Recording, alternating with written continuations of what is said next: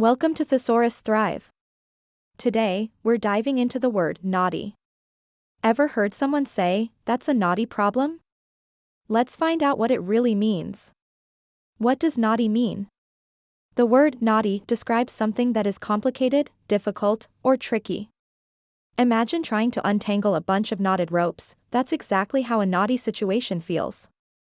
It's not just about physical knots, it's used for complex problems or confusing issues too. Definition of knotty. Knotty is an adjective that means full of knots or difficult to solve.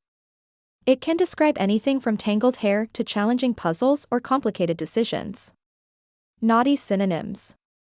Looking for other words with the same meaning? Here are some great synonyms for knotty. Complicated, complex, tricky, confusing, tangled, perplexing. Using knotty in sentences. Solving this math equation is really knotty. Her hair was so knotty after the windy day.